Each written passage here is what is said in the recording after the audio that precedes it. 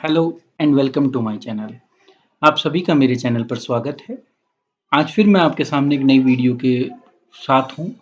इस वीडियो में हम क्योंकि हमारे डिपार्टमेंट ने 11th क्लास के एडमिशन की जो प्रोसेस है उसका सर्कुलर जारी कर दिया है। 10th पास जो बच्चे हम कर चुके हैं उनको 11th क्लास में एडमिशन, अब चाहे वो गवर्नमेंट स्कूल के हों चाहे वो नॉन गवर्नमेंट स्कूल के हों, वो किस तरीके से एडमिशन ले सकते हैं किसी गवर्नमेंट स्कूल में, उससे रिलेटेड सर्कुलर जारी हो चुका है। तो आज मैं उस सर्कुलर के बेस पे आपको बताऊंगा कि आप गवर्नमेंट स्कूल में 11th क्लास के एडमिशन कैसे या 11th क्लास के में एडमिशन कैसे ले सकते हैं, वो इस वीडियो के थ्रू मैं आपको बताऊंगा। तो एडमिशन से रिलेटेड जितनी गाइडलाइंस हैं, चाहे वो गवर्नमेंट स्कूल के स्टूडेंट्स के लिए हो या दूसरे स्कूल्स के स्टूडेंट्स के लिए हो, ये उसी को बताएगी ये वीडियो। मेरी पूरी प्रोसेस आपके सामने रखेगी कि आप एडमिशन प्रोसेस इस साल 2020-21 के लिए क्लास 11th में आप कैसे उसको एडमिशन ले पाओगे। ये पूरी प्रोसेस मैं आपको इस वीडियो के थ्रू बताऊंगा। तो आप अंत तक बने रहेंगे तो आपके हर प्रकार के डाउट और आपको स्कूल से रिलेटेड क्या करना है, कैसे करना है, वो सारी इंफॉर्मेशन इसमें मिल जाएगी। और अगर हम एज टीचर भी हैं तो ये टीचर के पॉइंट ऑफ व्यू से भी इम्पोर्टेंट है, क्योंकि उस सर्कुलर से रिलेटेड ज़्यादातर जो क्वेरीज होती हैं वो भी यहाँ पर सॉल्व की जा चुकी हैं। तो वीडियो को आखिर तक देखिए, आपको लगभग लगभग सब कुछ क्लियर हो जाएगा। मेरा नाम प्रदीप खोकर है और मैं गवर्नमेंट स्कूल में ही टीचर हूँ। मेरे चैनल का नाम खोकर प्रेजेंटेशन है। अ, अभी तक अगर आपने चैनल सब्सक्राइब नहीं किया है तो सब्सक्राइब कर दीजिए, बेल आइकन को प्रेस कर दीजिए। मैं पीजीटी कॉमर्स हूँ, अकाउंट्स और बिजनेस स्टडी पढ़ाता हूँ। उनसे रिलेटेड वीडियो मेरे चैनल पर ऑलरेडी अवेलेबल हैं। तो चलिए शुरू करते हैं और देखते हैं कि एडमिशन कैसे इस साल 11th क्लास में होगा। 11th के एडमिशन की गाइडलाइंस दिल्ली गवर्नमेंट ने क्या जारी की है।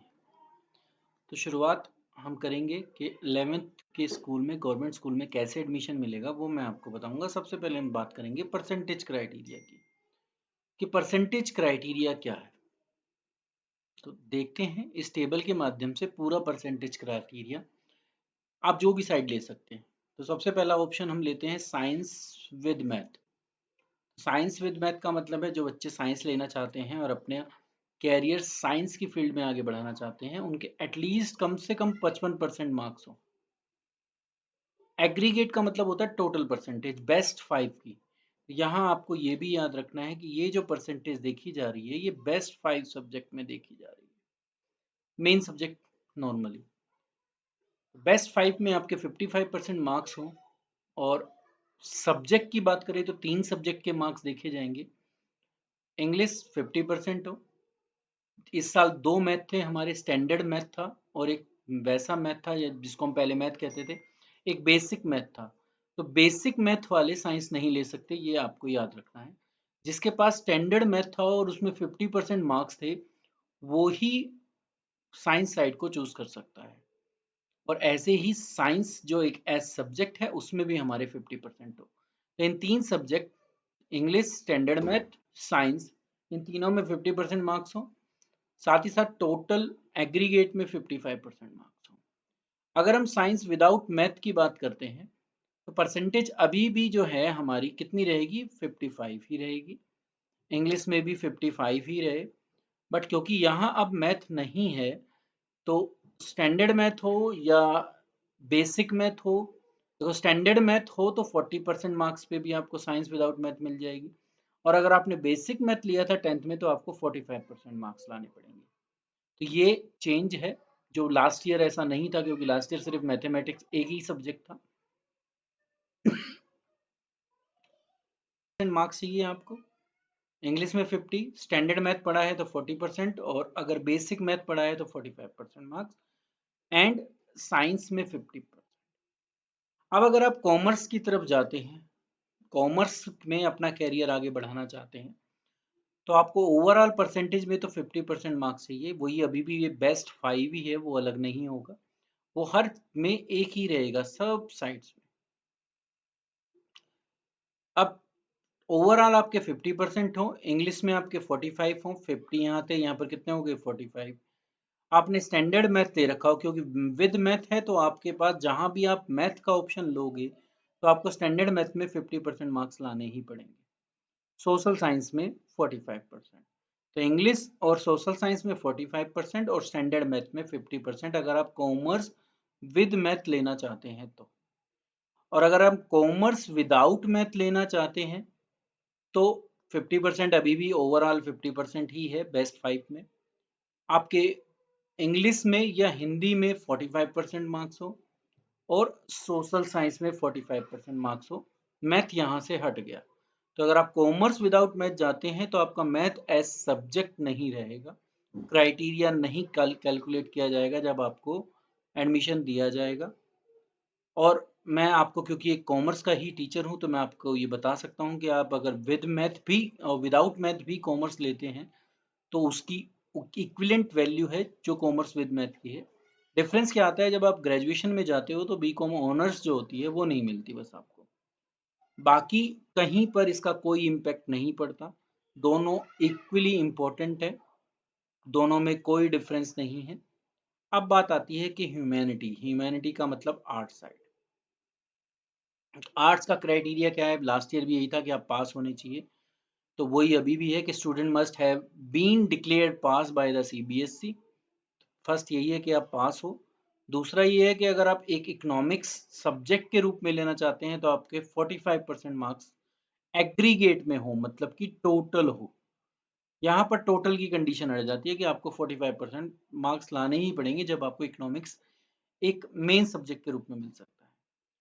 अब अगर आप मैथ लेना चाहते हैं आर्ट साइड में तो आपके 50% मार्क्स हो किस वाले, देखो मैथ जहां आ जाएगा वहां स्टैंडर्ड मैथ आ जाएगा।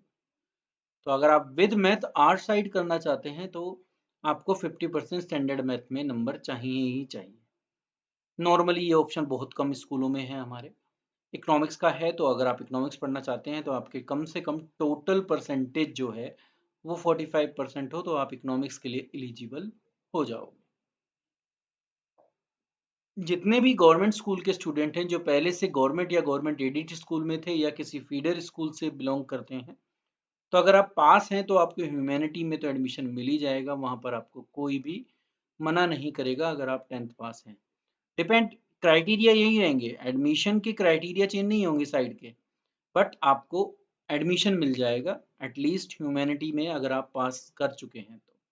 इकोनॉमिक्स एक सब्जेक्ट के रूप में नहीं मिलेगा, बाकी आपको एडमिशन से कोई डिनाई नहीं कर सकता अगर आप गवर्नमेंट एडेड स्कूल या किसी फीडर स्कूल से बिलोंग करते हैं तो ये चीज़ें जानना हमारे लिए सबसे पहले ज़रूरी था। तो विद मैथ में स्टैंडर्ड मैथ देखा जाएगा, विदाउट मैथ में साइंस में स्टैंडर्ड मैथ भी चल सकता है, बेसिक मैथ भी चल सकता है, कॉमर्स में मैथ की ज़रूरत खत्म हो जाती है। और आर्ट साइड में बेसिकली नॉर्मली मैथ होता नहीं तो इसलिए ज़्यादा उसकी मैं इंपॉर्टेंस नहीं दे रहा। नेक्स्ट पर चलते हैं। एक परफॉर्मा है जो आपको फिल करना पड़ेगा। उसको फिल करने से पहले एक बार ये जो क्राइटेरिया हमने अभी पीछे डिस्कस किए इसमें कुछ रिलैक्सेशन है सर्टेन कैटेगरीज को, तो वो मैं आपके सामने रख दूं जिससे आप अगर उन कैटेगरीज से बिलोंग करते हैं तो आप उन परसेंटेज के बेस पर सोच सकते हैं कि ये साइड में जब भी ले सकता हूँ।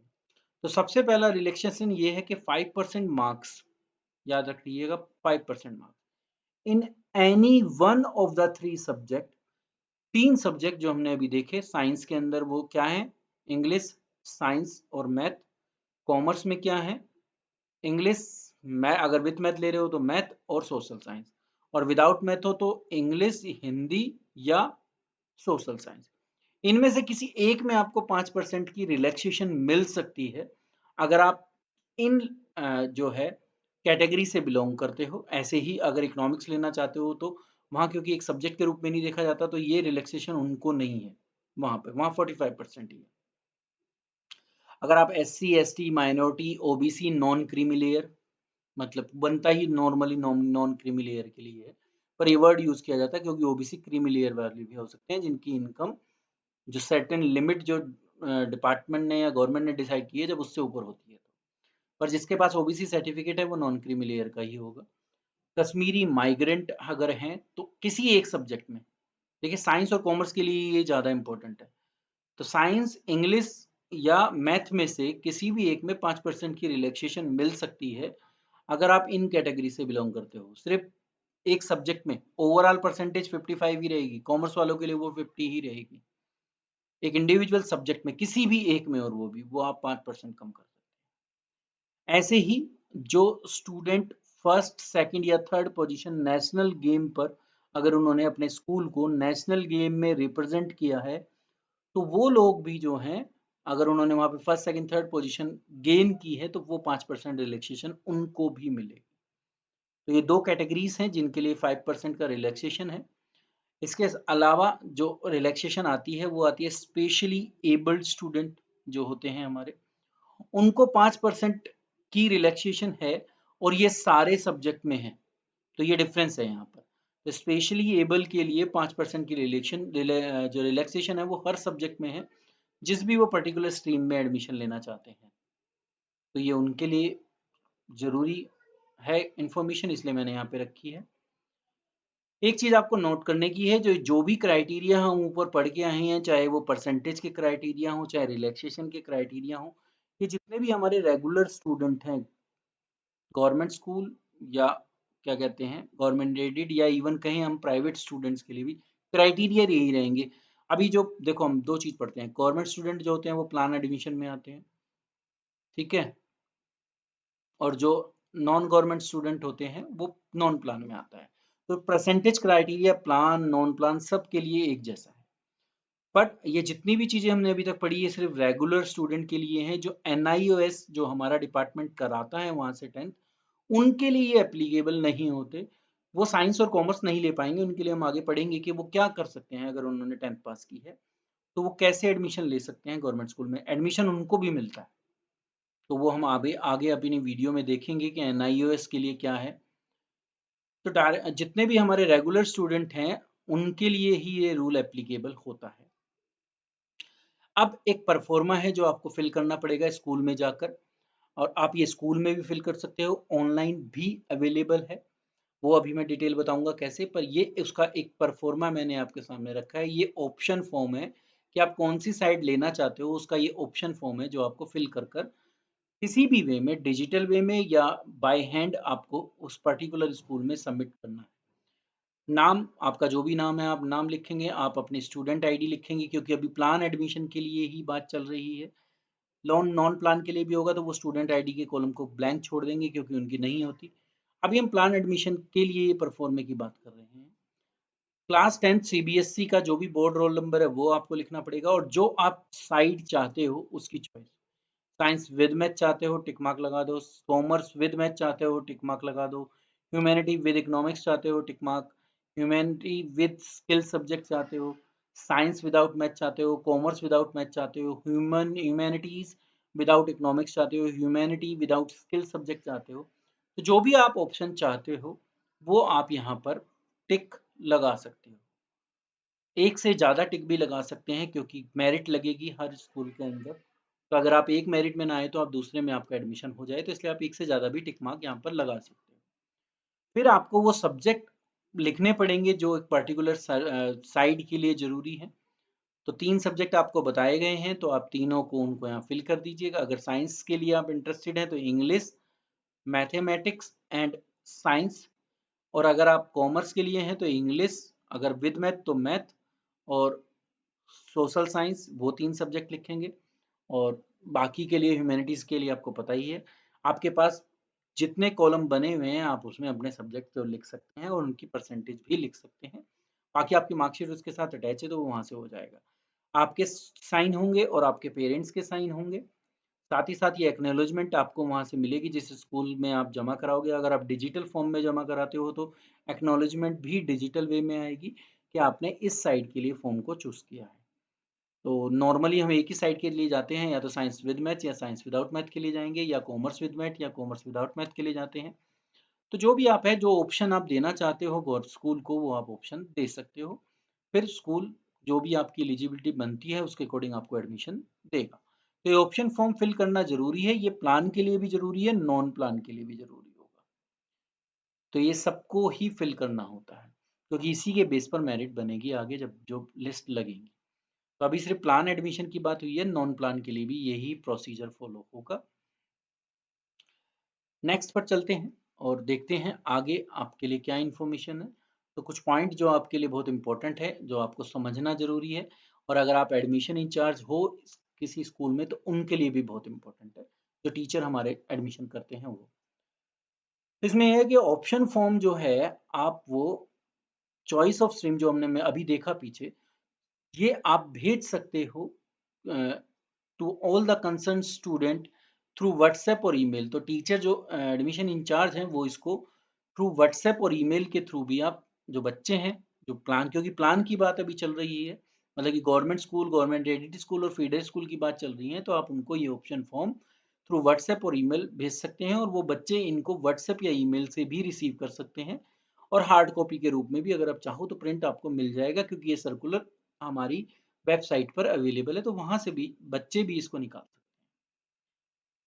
दूसरा है कि स्टूडेंट और parent not having facility of online submission of option form, जिनके पास वो ऑप्शन नहीं है कि वो प्रिंट आउट निकाल कर उसको फिर उसको डिजिटल मोड में भेज सकें, उनके पास व्हाट्सएप नहीं है, उनके पास ऐसा फ़ोन नहीं है, सर्टेन और बहुत रिस्ट्रिक्शन है, बाउंडेशन है, अगर वो नहीं है तो वो सबमिट कर सकते हैं उस ड्यूली फिल्ड फॉर्म को स्कूल के अंदर भी।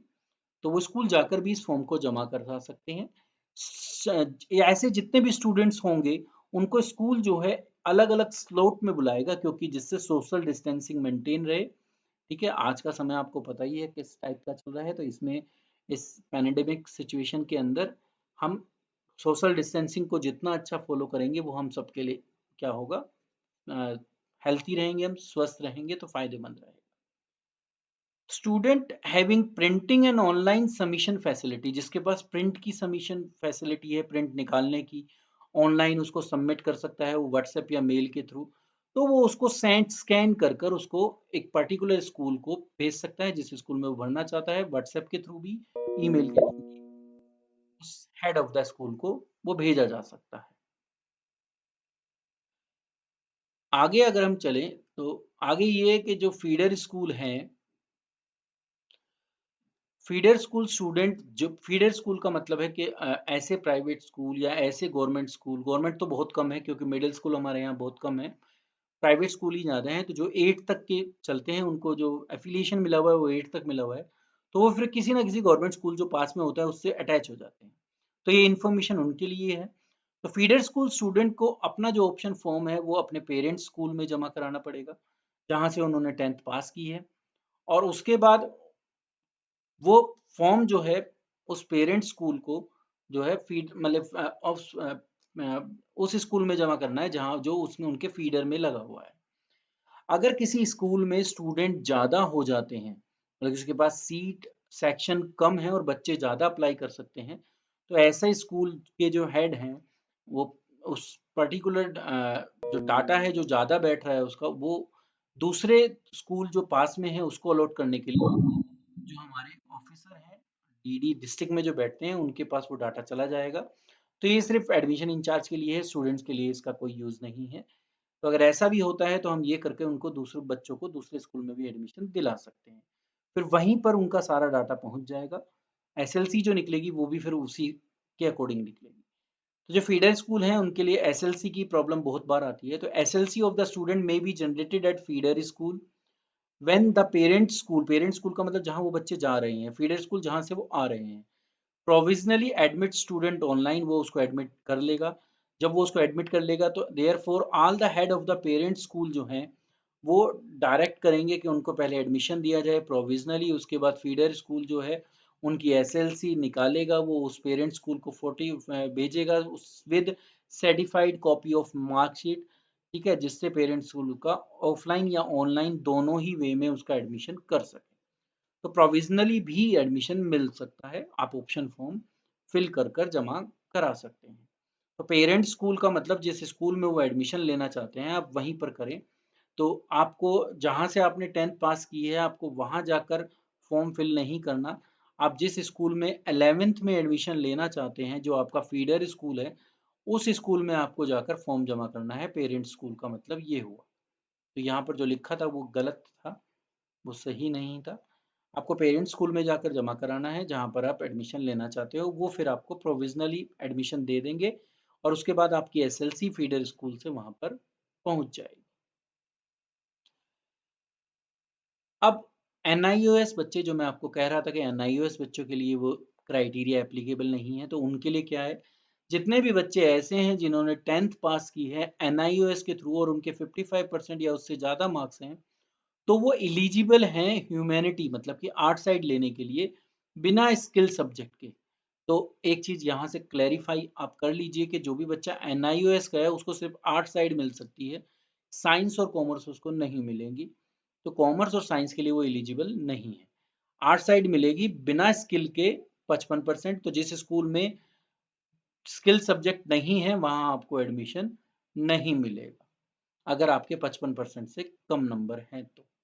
तो जिनके 50% मार्क्स हैं या उससे ऊपर हैं 5 मेन सब्जेक्ट में, वो स्किल सब्जेक्ट के साथ वहाँ पर एडमिशन ले सकते हैं। तो आपके पास 2 ही कंडीशन है NIOS के बच्चों के लिए, एक 55% वाली है और एक 50% वाली है।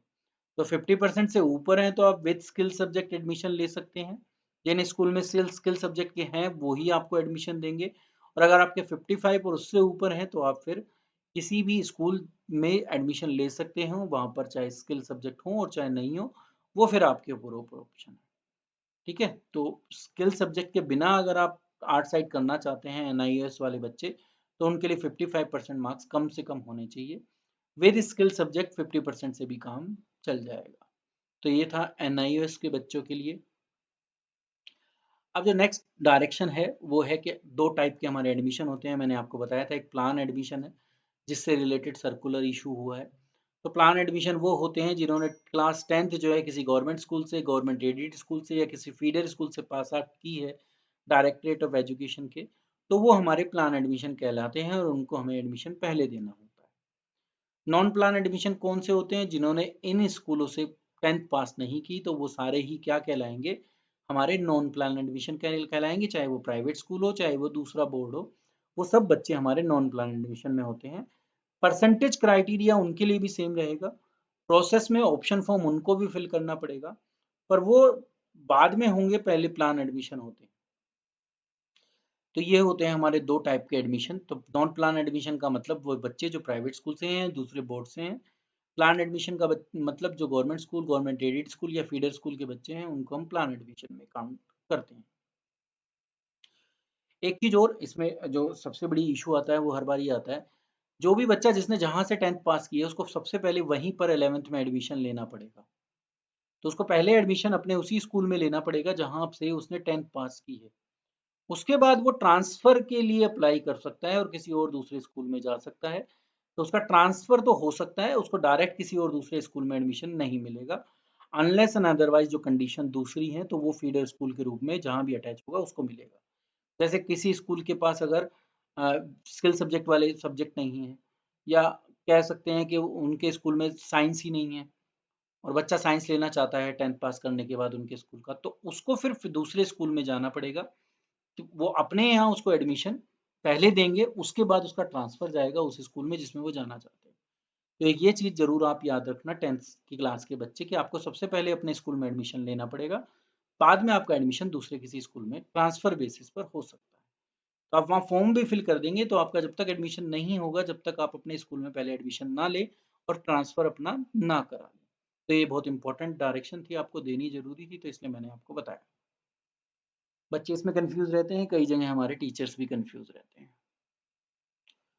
अब आता है कि नॉन प्लान एडमिशन। तो नॉन प्लान एडमिशन जो है वो मिलेगा जरूर, पर जो दिल्ली के रेजिडेंट हैं, दिल्ली में रह रहे हैं, सिर्फ उनको मिलेगा, और इन वैलिड प्रूफ डॉक्यूमेंट के साथ जो एलिजिबिलिटी कंडीशन है उनको पूरा करते हुए ऑप्शन फॉर्म के साथ मिलेगा। आपके पास या तो BPL या राशन कार्ड होना चाहिए बच्चे के नाम से, जिसमें बच्चे का नाम हो, पेरेंट्स के नाम हो और बच्चे का उसमें नाम हो। डोमिसाइल सर्टिफिकेट हो आपके बच्चे का या आप पेरेंट्स के रूप में उनका। वोटर ID कार्ड हो किसी भी पेरेंट का।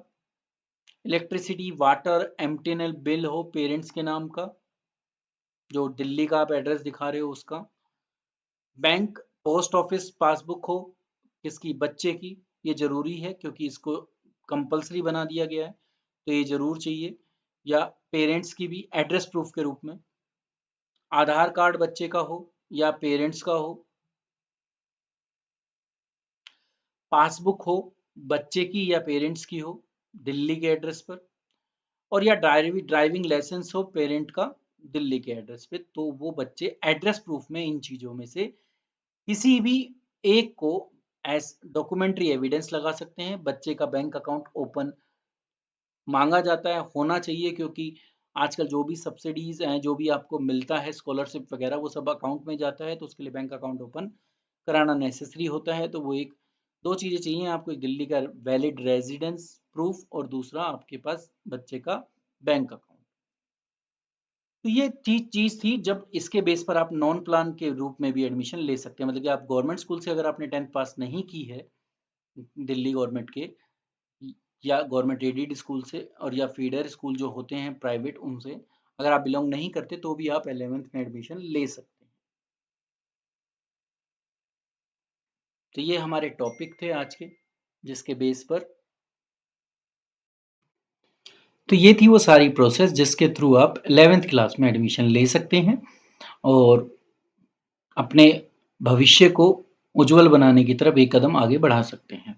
आशा करता हूँ कि आप पूरी वीडियो के थ्रू सारी चीज़ें जो भी आपके लिए ज़रूरी हैं, नेसेसरी हैं, वो आपको समझ में आ गई होंगी और आप बड़ी आसानी से, चाहे आप गवर्नमेंट स्कूल के स्टूडेंट हैं और चाहे आप नॉन गवर्नमेंट स्टूडेंट हैं या प्राइवेट स्कूल के स्टूडेंट हैं या किसी और बोर्ड के स्टूडेंट हैं, आप पूरी प्रोसेस को समझ गए होंगे। क्या डॉक्यूमेंट्स चाहिए, क्या क्राइटेरिया है, everything regarding admission is been clarified to you and you are able to easily get admission in government school। तो आज की वीडियो इतनी ही। Thank you.